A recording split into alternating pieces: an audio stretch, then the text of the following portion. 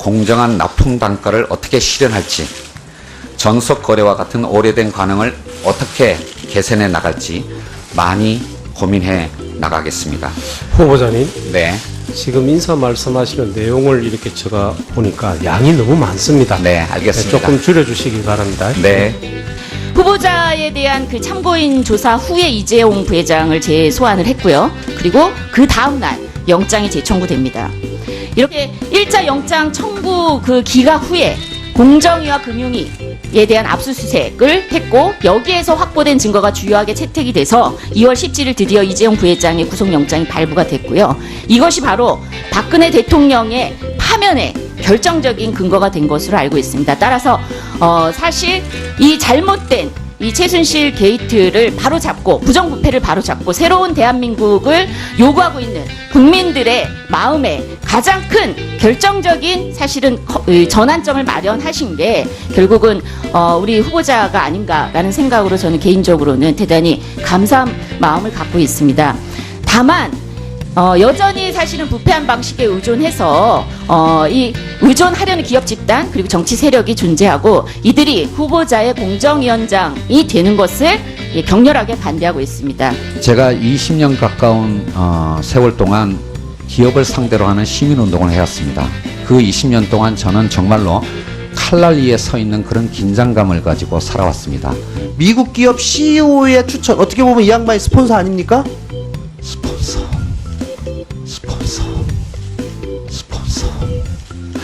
제가 제자가 쓴 글을 봤어요. MLB라고 하는데 올라온 글을 보니까 대학교 다닐 때, 석박사 다닐 때 쓰던 가방을 지금까지 갖고 다닌다.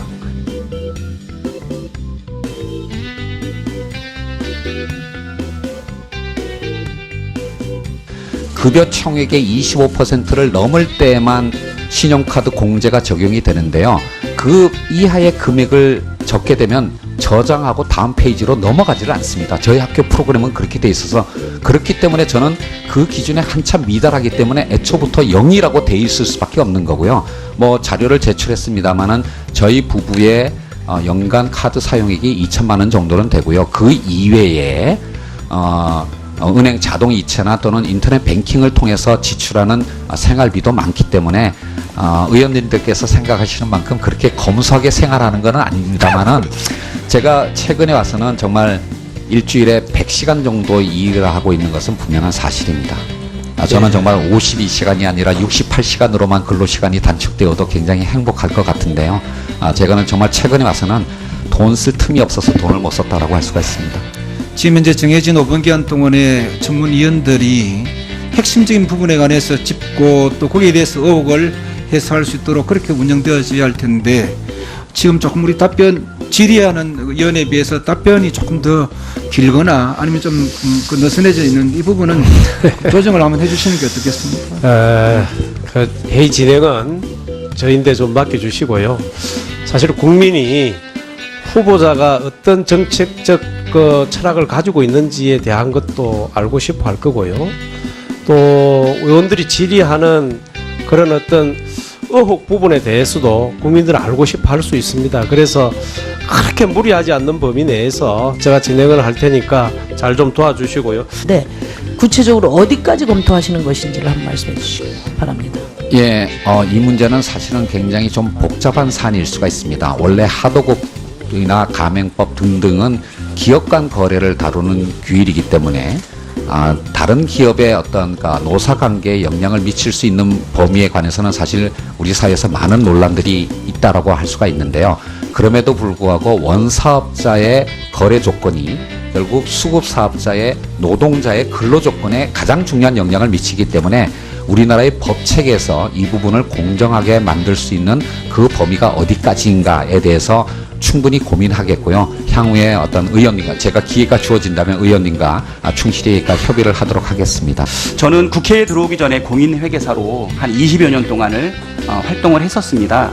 그래서 다른 부분보다도 뭐 부동산 취득이나 양도, 그리고 기타 소득, 종합소득세 신고, 그다음에 근로소득 원천징수, 이런 부분과 관련해 가지고 좀 꼼꼼하게 살펴보았는데요.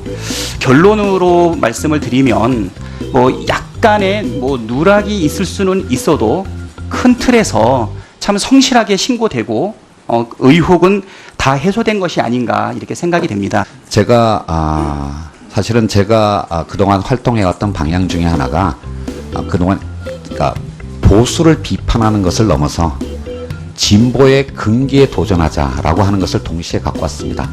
사실 제가 그동안 그 청문 준비를 하면서 의원님들로부터 약 600건의 자료 제출 요청을 받는데 제가 제출하지 않은 것은 46건입니다. 제가 제출하지 않은 46건은 보유하지 않는 자료이거나 또는 제 가족의 일정한 범위를 넘어서는 사생활과 관련된 부분에 대해서 제출하지 않은 건데 600건 중에 46건의 미제출이 그렇게 큰 어떤 질책을 받을 사안인가에 대해서는 좀 다시 제가 한번 생각을 해보겠습니다. 그 프로테이지가 중요한 것이 아니고 진실을 규명하는 데서 꼭 필요한 자료는 단 한 건이라도 중요한 것입니다. 불리한 자료는 제출하지 않고 유리한 자료는 제출했다, 이런 생각을 지울 수가 없습니다. 간단하게 답변해 주시면 감사하겠습니다. 후보자는 1999년 3월 명문학군이 있는 목동 현대아파트 36평을 구매했습니다. 1억 7,550만 원 주고 산 것이 맞습니까? 예, 아니로 말씀해 주십시오. 예, 맞습니다. 구청에는 5천만 원에 구매했다고 다운 계약서를 제출했는데 맞습니까? 제가 그 계약서를 다운 계약서를 제출하지는 않았습니다. 아니, 다운 계약서에 엄밀한 잠깐만. 의미가- 예, 답변 제가 시간 관계상 다른 분들의 또 질의도 이어지고 해야 되니까 간단하게 5천만 원에 구매했다고 계약서를 제출했는데 맞습니까? 아닙니까?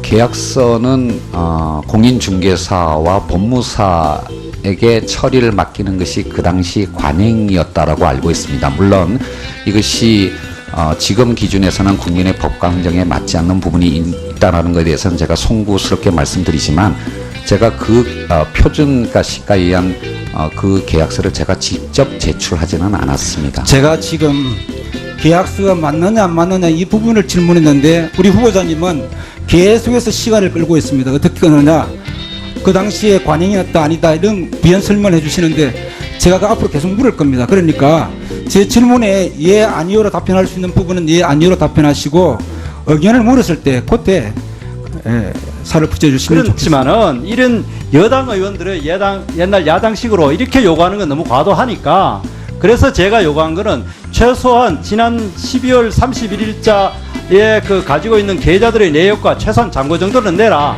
그리고 또 최근 약 몇 년간에 있는 계좌 폐쇄된 통장을 좀 그 자료를 내라. 이건 합리적이고 아마 전해철 의원님도 그렇고 저도 그렇고 우리가 재산 공개할 때 다 하는 겁니다. 이건 절대 우리 후보자님께서 과도하거나 개인 신상에 관한 자료가 전혀 아니라고 생각합니다. 그리고 이렇게 이야기하는 이유는 제가 아침에도 이야기했지만은 지난 2월 달에 집중적으로 통장 6, 7개가 새롭게 개설됐고, 그리고 또 이번에 제출된 자료 안에 보면은 그 아파트 뭡니까 그 임대료하고 보증금 받는 그 통장이 없어져 버렸어요. 이게 왜 없어졌는지, 그것이 이제 가상 계좌와 직접 계좌 때문에 그랬는지 아니면 폐쇄됐는지 그걸 알 수가 없다는 겁니다. 그리고 또 아파트 계약을 할 때에 통장 그 우리 후보자님 이름으로 된 통장도 또 이번에 그 자료 제출한 자리에 없어졌어요. 그러면은 기존에 당연히 몇 년간 그 월세 받던 통장이 갑자기 번호가 없어졌으면은 합리적인 의심을 가질만 하지 않습니까? 그리고 또 아파트 계약할 때 통장에 있던 번호가 또 없어졌어요. 그것도 그럼 그게 어디 갔는지. 그래서 그거를 다 입출금 내역을 내라는 것도 아니고, 여당 의원들은 오히려 야당 의원들 하던 대로 그대로 그냥 통장 전체 입출금 통장 내라 그랬어요. 그러나 2017년에 우리 후보자 부인께서 임용 채용은 그 서울시 교육청 담당자로부터 듣더라도 원칙적으로 자격이 안 되는 것이었다. 계약 해지 사유에 해당된다라고 답변을 받았습니다. 그 다음 페이지 보십시오. 지금 그 우리가 그 채점표를 보면요, 50점 만점에 자기소개서 20점, 저기 나와 있는 자격 점수가 20점, 교육 경력이 10점입니다. 뭐 소개서 20점, 교육 경력 10점을 다 만점 준다고 하더라도 자격 점수는 저기 나와 있는 것처럼 딱 명확한 기준으로 구분이 되어 있거든요. 근데 부인께서는 초중등학교 2급 영어 종교사 자격증을 소지하신 분이 아닙니다. 역사 종교사를 소지하신 분이죠. 영어 모국어 국가 정교사 자격증 소지자가 아닙니다. 그러니까 20점을 받으실 수가 없습니다. 두 번째, 국내외 영어 관련 석사학위 소지자 아니십니다. 자격 점수 16점을 받으실 수가 없습니다. 마지막으로 토익 901점 받으신 전력이 없기 때문에 12점도 받으실 수가 없습니다. 뭐 900점이냐 901점이냐 뭐 한 점 차이로 봐준다고 하더라도 12점 이상은 받으실 수가 없는 분입니다. 명백하게 자격 점수는 0점을 받으실 수밖에 없는 분이셨습니다. 그 다음 페이지 보여드릴게요. 그 다음 페이지 보여주십시오. 저희가 자격 심사 평가표를 받았습니다. 부인 외에도 두 분이 함께 응모를 했습니다. 저기를 보면은 가운데 점수가 자격 점수입니다. 빨간 왼쪽에 있는 표를 보면 부인께서 20점을 받으셨습니다. 저건 빵점 처리돼야 되는 겁니다. 두 번째 가운데에도 20점 받으셨습니다. 그것도 빵점 처리입니다. 세 번째 평가자는 12점을 주셨는데 저것도 원래는 빵점인데 잘 받아서 12점이거든요. 저 세 분의 모든 점수를 다 더하면 부인께서는 64점, 그 다음에 신모 씨 124점, 임모 씨 118점, 부인께서는 3등에 해당됩니다. 그 두 분을 제치고 부인께서 취업을 하신 거예요. 그러시고는 5월 26일 날 사표를 제출하셨습니다. 별 무리 없다고 아까 말씀하셨는데, 그리고 5월 29일 날 사표가 수리됐거든요. 우리가 없다면 26일 날 사표를 왜 제출을 하셨습니까? 자, 지금 문재인 정부 촛불 시민 혁명으로 나라다운 나라, 공정하고 정의로운 나라를 만들겠다고 하셨습니다. 그리고 가장 공정거래의 핵심인 공정거래위원장을 내정하셨습니다. 지금 새 정권의 우리 위원장 후보자께서 저는 부담이 되고 있다라고 생각을 합니다. 작년에 있었던 최순실 국정농단 사건, 정유라 사건이 무엇입니까? 정유라의 부정 입학 때문에 억울하게 피눈물 흘린 2명의 학생이 낙방했습니다. 그건 공정한 사회가 아니죠. 나라다운 나라라고 할 수 없습니다.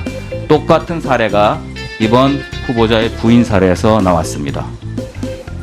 이대 총장은 구속됐고 정유라는 체포돼서 지금 오늘 구속 적부심을 받고 있습니다. 법률적으로 업무 방해죄에 해당된다고 합니다. 이것에 대해서 우리 후보자님 어떻게 생각하십니까?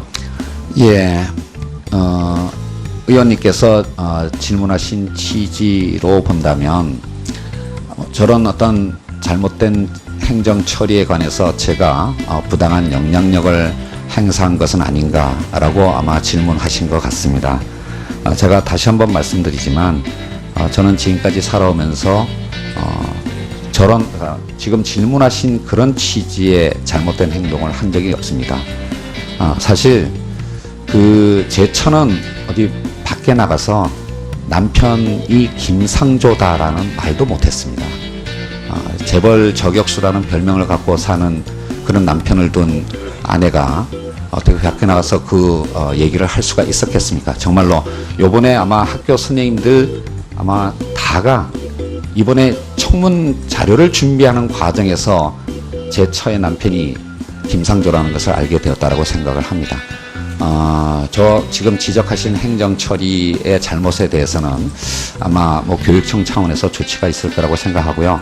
제 처가 정말로 가슴 아프게 생각하는 것은 어찌됐든 자신으로부터 유래된 어떤 일로 인해서 학교 선생님들이 어려움을 겪게 된 것에 대해서 매우 고통스럽게 생각을 하고 있습니다.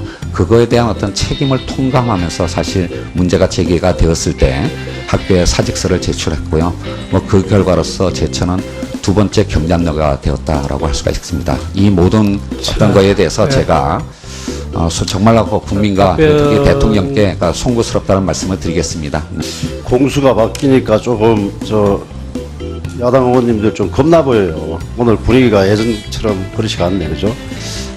많은 분들이 이른바 재벌 저격수인 제가 당시에 대치동의 음마 아파트에 살았던 것에 대해서 참 의문을 많이 가졌었습니다. 물론 이제 자식 교육을 위해서 그렇게 했다라고 많은 분들이 생각하시고 그 부분이 없는 것은 아니지만 제 개인적인 어떤 특수한 사정이 있었습니다. 사실 말씀드리지 않으려고 했는데요. 제가 영국의 안식년을 가져온 다음에 제 처가 길거리에서 쓰러졌습니다. 병원에서 진단을 받으니까 대장암 2기 말이라는 진단을 받았고요. 수술 받고 1년간의 항암 치료를 하더라도 5년 생존율이 반반이라는 의사의 진단을 받았습니다. 그때 그 수술을 하던 병원이 강남에 있는 모 대학병원이었습니다. 그 뒤로 제 처의 치료를 위해서 이사를 간 것이 중요한 이유였습니다. 그런 상황이기 때문에 제가 음마 아파트에 살지 않으면서도 이사를 갔다 이렇게 위장 전입을 했다 이렇게 말씀하시는 거에 관해서는 참 제가 안타까운 마음을 갖고 있고요. 그러니까 이 부분에 관해서는 정말로 전세 계약서가 있었다면 충분히 소명이 됐을 텐데 불행히도 그것이 보관하고 있지를 못한데요. 다만 제가 그 음마 아파트에 관리비를 납부했던 은행 기록들은 갖고 있으니까 의원님께서 확인하실 수 있을 거라고 생각을 합니다. 저희 의원실에 전화가 많이 왔습니다. 네. 몇 가지 그 전화 내용 가지고 좀 네네. 예. 말씀을 드리는데 우선 그 전화 중에 한 가지는 공인중개사 분들이 지금 아까 그 후보자께서는 어릴 때 살던 동네 지나가다 복덕방에서 미분양 사실 확인했다 이렇게 말씀하셨잖아요. 네. 근데 복덕방이라는 말을 좀 쓰지 말아달라. 예. 죄송합니다. 정말로 제가 아까 불찰이었습니다. 죄송합니다. 예. 그런 점들을 비춰보면 이게 미분양이다. 그게 과연 쉽게 이해가 안 된다. 네. 아까 지금 말씀하실 때는 살던 동네라 지나가다가 복덕방에서 우연히 봤다. 그러면 이제 아파트를 하나 살 생각이 있었습니다. 있었는데 네.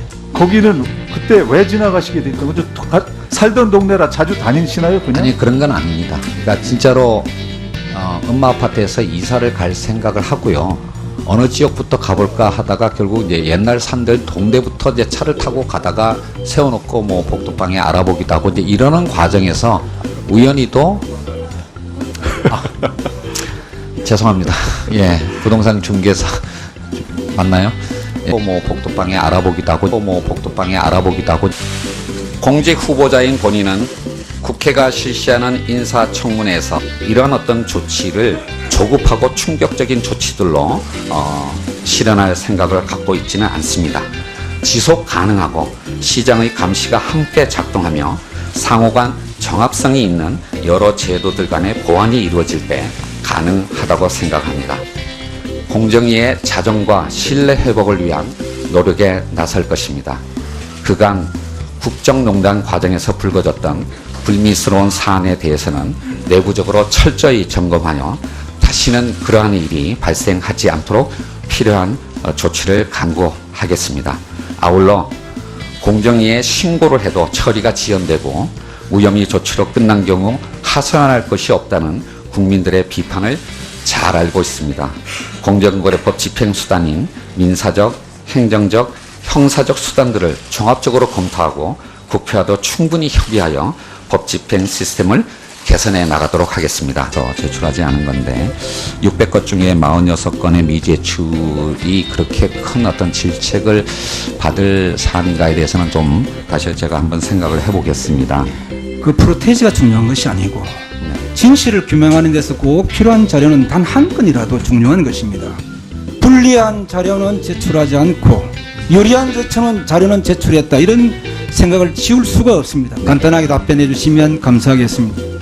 후보자는 1999년 3월 명문학군이 있는 목동 현대아파트 36평을 구매했습니다. 1억 7,550만 원 주고 산 것이 맞습니까? 예, 아니로 말씀해 주십시오. 예, 맞습니다. 구청에는 5천만 원에 구매했다고 다운 계약서를 제출했는데 맞습니까? 제가 그 다운 계약서를 제출하지는 않았습니다. 아니, 다운 계약서에 엄밀한 잠깐만. 예, 답변 제가 시간 관계상 다른 분들의 또 질의도 이어지고 해야 되니까 간단하게 5천만 원에 구매했다고 계약서를 제출했는데 맞습니까? 아닙니까? 계약서는 공인중개사와 법무사에게 처리를 맡기는 것이 그 당시 관행이었다라고 알고 있습니다. 물론 이것이 지금 기준에서는 국민의 법감정에 맞지 않는 부분이 있다는 것에 대해서는 제가 송구스럽게 말씀드리지만 제가 그 표준 시간이 단축되어도 굉장히 행복할 것 같은데요. 제가는 정말 최근에 와서는 돈 쓸 틈이 없어서 돈을 못 썼다라고 할 수가 있습니다. 지금 현재 정해진 5분 기한 동안에 전문위원들이 핵심적인 부분에 관해서 짚고 또 거기에 대해서 의혹을 해소할 수 있도록 그렇게 운영되어져야 할 텐데 지금 조금 우리 답변 질의하는 위원회에 비해서 답변이 조금 더 길거나 아니면 좀 느슨해져 있는 이 부분은 조정을 한번 해주시는 게 어떻겠습니까? 그 회의 진행은 저희인데 좀 맡겨주시고요. 사실 국민이 후보자가 어떤 정책적 철학을 가지고 있는지에 대한 것도 알고 싶어 할 거고요. 또 의원들이 질의하는 그런 어떤 의혹 부분에 대해서도 국민들은 알고 싶어 할 수 있습니다. 그래서 그렇게 무리하지 않는 범위 내에서 제가 진행을 할 테니까 잘 좀 도와주시고요. 네, 구체적으로 어디까지 검토하시는 것인지를 한번 말씀해 주시기 바랍니다. 예, 이 문제는 사실은 굉장히 좀 복잡한 사안일 수가 있습니다. 원래 하도급이나 가맹법 등등은 기업 간 거래를 다루는 규율이기 때문에 다른 기업의 어떤 노사관계에 영향을 미칠 수 있는 범위에 관해서는 사실 우리 사회에서 많은 논란들이 있다라고 할 수가 있는데요. 그럼에도 불구하고 원사업자의 거래 조건이 결국 수급사업자의 노동자의 근로 조건에 가장 좋을 동안 기업을 상대로 하는 시민운동을 해왔습니다. 그 20년 동안 저는 정말로 칼날 위에 서 있는 그런 긴장감을 가지고 살아왔습니다. 미국 기업 CEO의 추천, 어떻게 보면 이 양반이 스폰서 아닙니까? 스폰서.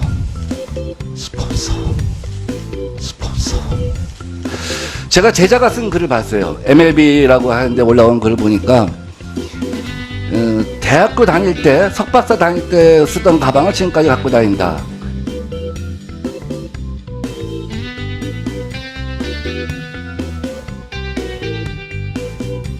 급여 총액의 25%를 넘을 때만 신용카드 공제가 적용이 되는데요.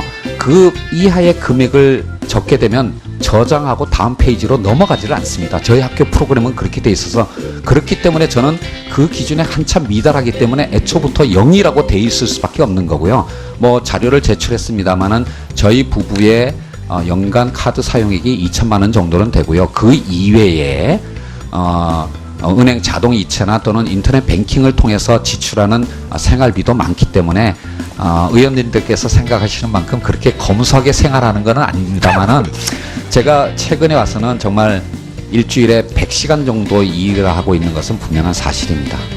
저는 정말 52시간이 아니라 68시간으로만 근로 중요한 영향을 미치기 때문에 우리나라의 법체계에서 이 부분을 공정하게 만들 수 있는 그 범위가 어디까지인가에 대해서 충분히 고민하겠고요. 향후에 어떤 의원님과 제가 기회가 주어진다면 의원님과 충실히 협의를 하도록 하겠습니다. 저는 국회에 들어오기 전에 공인회계사로 한 20여 년 동안을 활동을 했었습니다. 그래서 다른 부분보다도 뭐 부동산 취득이나 양도, 그리고 기타 소득, 종합소득세 신고, 그다음에 근로소득 원천징수 이런 부분과 관련해 가지고 좀 꼼꼼하게 살펴보았는데요. 결론으로 말씀을 드리면 뭐 약간의 뭐 누락이 있을 수는 있어도 큰 틀에서 참 성실하게 신고되고 의혹은 다 해소된 것이 아닌가 이렇게 생각이 됩니다. 제가 사실은 제가 그동안 활동해왔던 방향 중에 하나가 그동안 그러니까 보수를 비판하는 것을 넘어서 진보의 근기에 도전하자라고 하는 것을 동시에 갖고 왔습니다. 사실 제가 그동안 청문 준비를 하면서 의원님들로부터 약 600건의 자료 제출 요청을 받는데 제가 제출하지 않은 것은 46건입니다. 제가 제출하지 않은 46건은 보유하지 않는 자료이거나 또는 제 가족의 일정한 범위를 넘어서는 사생활과 관련된 부분에 대해서 공정한 납품 단가를 어떻게 실현할지, 전속 거래와 같은 오래된 관행을 어떻게 개선해 나갈지 많이 고민해 나가겠습니다. 후보자님, 네. 지금 인사 말씀하시는 내용을 이렇게 제가 보니까 양이 너무 많습니다. 네, 알겠습니다. 조금 줄여주시기 바랍니다. 네. 후보자에 대한 그 참고인 조사 후에 이재용 부회장을 재소환을 했고요. 그리고 그 다음 날 영장이 재청구됩니다. 이렇게 1차 영장 청구 그 기각 후에 공정위와 금융위에 대한 압수수색을 했고 여기에서 확보된 증거가 주요하게 채택이 돼서 2월 17일 드디어 이재용 부회장의 구속영장이 발부가 됐고요. 이것이 바로 박근혜 대통령의 파면에 결정적인 근거가 된 것으로 알고 있습니다. 따라서 사실 이 잘못된 이 최순실 게이트를 바로잡고 부정부패를 바로잡고 새로운 대한민국을 요구하고 있는 국민들의 마음에 가장 큰 결정적인 사실은 전환점을 마련하신 게 결국은 우리 후보자가 아닌가라는 생각으로 저는 개인적으로는 대단히 감사한 마음을 갖고 있습니다. 다만 여전히 사실은 부패한 방식에 의존해서 이 의존하려는 기업 집단 그리고 정치 세력이 존재하고 이들이 후보자의 공정위원장이 되는 것을 격렬하게 반대하고 있습니다. 제가 20년 가까운 세월